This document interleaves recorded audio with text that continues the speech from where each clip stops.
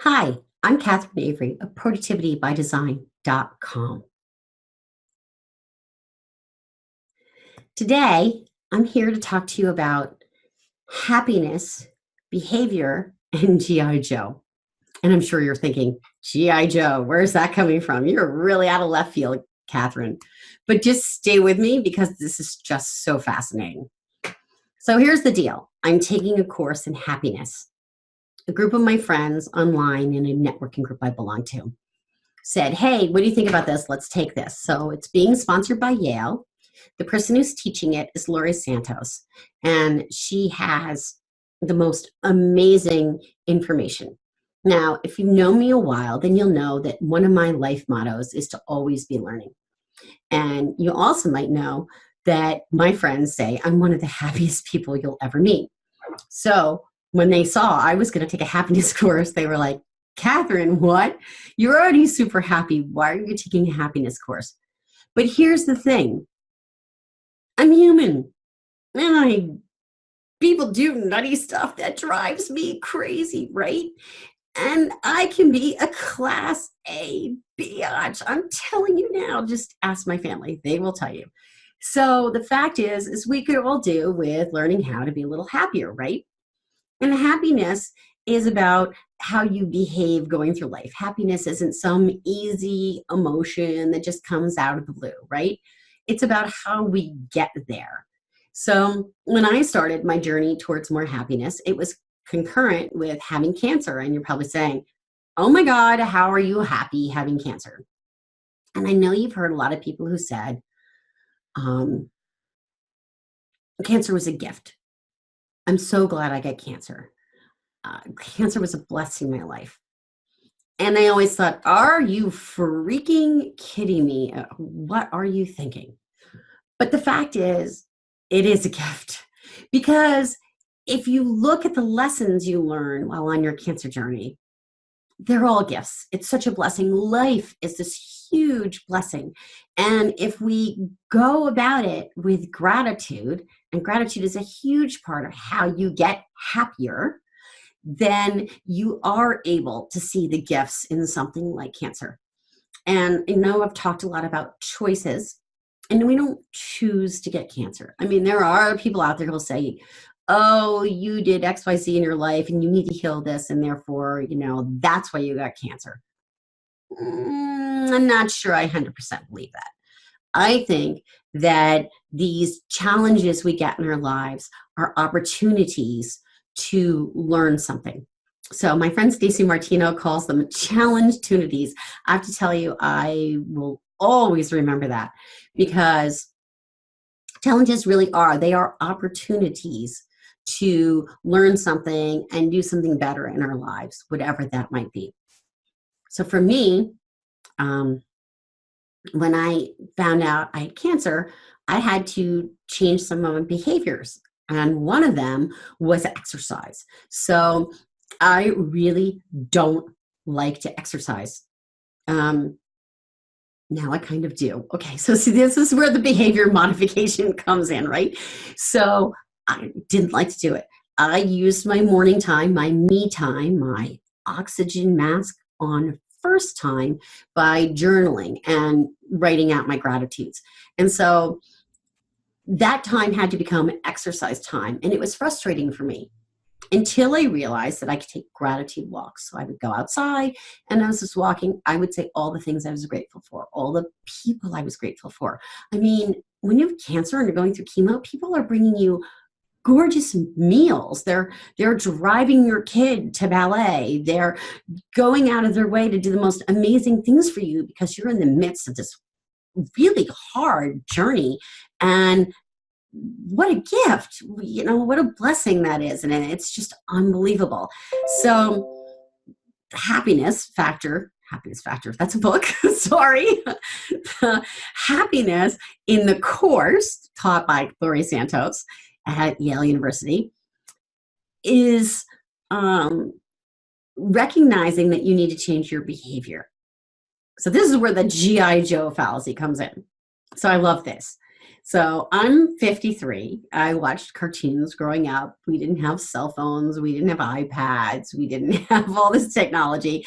Saturday morning cartoons, oh my God, I got the TV, because your parents were in charge of the TV. I was going to say the remote, which is hilarious because I predate the remote. Okay. There wasn't even a remote back then. There was probably like 7 channels on TV. So the GI Joe show would come on, and it's all about the army guys going out and saving the day. And at the end of each show would be a public service announcement. And this would be geared, of course, to children. And so it would be exactly what you would expect. It is something like, look both ways before you cross the street, right? So, and then GI Joe would say, knowing is half the battle. So what Lori contends, and I agree, is knowing is way less than half the battle. Because the fact is, we all know. We all know we should look both ways before we cross the street. And sometimes our faces are buried in the cell phone, and we are not paying attention to crossing the street. Okay, that's first thing. Second thing, we all know we should not eat the entire sleeve of Thin Mints or the entire bag of popcorn at the movies or the entire pizza. I do know people who love to eat an entire pizza. God bless them. Pizza makes me sick. I can eat a slice or two, and then that's really it. It takes some serious discipline to walk away from pizza and Thin Mints, let me tell you. And I'm laughing because I'm looking at the video, and here I am in my green jacket, which is like Girl Scout green and perfect for my Thin Mints story. So we all know we're not supposed to eat the entire sleeve of Thin Mints. And yet, tell me a household where the day after you get the cookies that all the Thin Mint sleeves are still there. There's no way. Not in my household. I can promise you a Thin Mint sleeve is gone the first night easily. Because we're human, and we may know we're not supposed to eat the Thin Mints, but we want them now, right? I mean, we're very into self-gratification, and especially immediate self-gratification. And it's gotten worse, and it's gotten worse because we're being trained, like Pavlov's law, to, salivate, wanting that, dang, I liked your Facebook post, right? So we're human, and there's nothing wrong with being human. There's nothing wrong with behaving the way we do, so long as the behavior is in alignment with our values. So now, if one of my top values, and it is health, then eating an entire sleeve of Thin Mints doesn't fit the values, right? And so we can see more about people beliefs and values based on their actions than on what they say, right? And we all do this. We all pay attention to what people are wearing, to how they're acting. It's not just what comes out of their mouths, right? So it's not bad or good. It's how we're wired. It's who we are as humans. So it's not enough to know. We need to rewire the brain. And there's behavior modification that has to happen in order to do that, right? So you've heard, if you're going to start a new habit, it takes 21 days or 30 days or 60 days or, God forbid, 120 days, right? It takes time, and we have to be committed. So we have to know our values in order to commit to these changes, right? So I've talked about health and eating and Thin Mints, right? And I really haven't talked about how this fits with productivity. So let's go there now. I'm a piler. I'm the first person to admit it. And I was the person who always said, oh, I know exactly where your file is in that pile. And I'm going to tell you now, I was blowing smoke right up your butt, because there's no way I knew exactly where it was right in that pile, because at that point there were 5 piles, and I first had to figure out which pile it was in and then go through that pile to find it. So it's baloney when someone tells you I know where everything is in the pile. Sorry about that, but that's just the reality. It's not good or bad. Look, this is a judgment-free zone. I have been there with the piles, okay? So I'm not judging you. I just know that I've learned systems that allow me to no longer have piles around my office. I actually have things filed in file drawers, those things that were empty, crying out for me to put stuff in them, are filled now with all my files in a beautiful system. And the point is, if you have that system, a system that works for you, where you can change your behavior so that you're filing on a consistent basis, then you will change, right? And it does become habit, and you are able to do it. I mean, that's the good news, right? So you're probably saying, well, how the hell do we get there, Catherine? Because, I know that I should file my papers and be more organized in my office, but I don't know how to do it. Or maybe you do know how to do it, but damn it, you're not going to do it because it's just not set up in a way that works for you. And so I'm here to tell you that there's two things you need. You need motivation. So where does motivation come from? Motivation comes from your values. My values are health, family, and freedom. So we've talked about my health values, right? Because we've talked about working out and getting in the system of working out. And we've talked about family. And I'll say quickly on freedom, by having systems in place and being more productive, I buy myself more freedom, not literally with money, but in the essence of time. And in many ways, time is an even more valuable resource than money. Get cancer. Please don't don't get cancer. But if, God forbid, you or a loved one gets an illness, you will quickly see how incredibly valuable time is. So motivation is the first one, right? Our intrinsic motivation. The second one is even more important, and it's support. You can't do this alone. And if you can, God bless you, you're amazing, because I can't do this alone. I still have someone who I've taught the system to, who will come in once, say, a month and take a look around my office with me, and we work together and quickly get everything filed and cleaned up and put away. Now, can I do this on my own? Yes, I can. I know how to put it all away and do it in 5 minutes. Sometimes something comes up. There's a big project, there's something else going on. It's sort of the thin mints of your business life, right? And suddenly, filing just doesn't become the priority anymore. It's not that important because you're working on some major project. So getting the support you need and bringing them in and having them help you is huge. And I really recommend that. And I know I can help you if you need that support to get your office set up so that you can be incredibly productive in your life. I want to do one more story because I really want to show you how this support thing works. And it's all on me, meaning it's a story about me.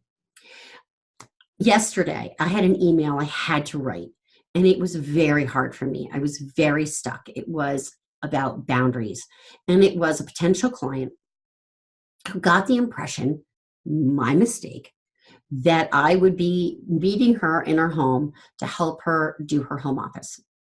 And the fact is that I was planning on a phone call. And I will do a 20 to 30 minute phone call with anybody, assessing their workplace, assessing their productivity styles, helping them get to the next steps, and then determining, are we a good fit to work together? And so it was my impression that's what we were doing. We were doing a phone call. It was her impression that we were doing a meeting in her home. I don't know where the miscommunication went, but at the bottom line and at the end of the day is I own it. It was up to me to be very clear about this being a phone call, not a meeting. And writing this email was hard for me because I love to help people.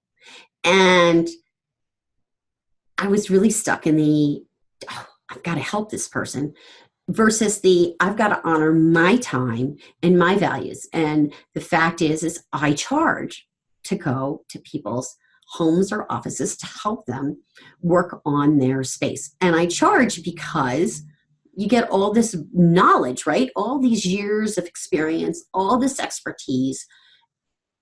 I'm not coming into a meeting with someone in their space and not saying, hey, I see right away that if you shift that lamp over there, you'll get more light, which will help you see everything better, and you'll feel better, and you'll do better in your work. right? And that was sort of a lame example, but you get the idea. Or, hey, you're saying your neck hurts and your back hurts, and I'm noticing that your chair doesn't really fit your body, and we should look into shopping for a new ergonomic chair for you. Okay, that's a better example. So I needed to write this note, and it was really a struggle for me. But here's what I did. I called upon my business coach and I said, hey, I need some help with this. This is where I'm stuck. Can you help me? And I reached out to get the support I needed. Why? Because I need to build habits that are really great around setting boundaries in my business. Because how am I going to get to my value of freedom in my business if I don't have these boundaries, right? So believe it or not, boundaries and freedoms, like they're together. They work together. It's not like if either this or that. It's if this and that, or if this then that. Maybe it's if this then that. I love words. Anyway, so the fact is that I didn't go it alone. And I bring up myself because I want you to see that I'm human. You know, I like the Thin Mint. I want to eat it. I actually really prefer the Samoas, but you get the idea. I think the Samoa's package is empty in this house right now. I'm telling you, there's a whole Girl Scout cookie thing going on here today. I got to tell you. So to wrap this up in a neat little tidy bow, it's a GI Joe fallacy, and it's that knowing is enough, or that it's half the battle. It's not half the battle. You've got to modify your behavior and make changes. You make those changes by looking at your values and making choices around them, which is your intrinsic motivation to change. And then you get support to do it so you don't go it alone. I hope this has helped you today. I wish you all the success in the world. Thank you so much for listening. If you are ready, you look around your office, not if, you know what? You are ready. You're ready to make changes in your office. You're ready to get the support you need so that you're no longer struggling to find that file. You're no longer getting to meetings late. You're no longer ticking off your coworkers because you're not holding up your end on the various projects you're involved in. You're ready. Contact me. The link is below. I would love to talk to you on a workplace assessment about how I can help you get to the next level. Wishing you all the success in the world. Have a great day.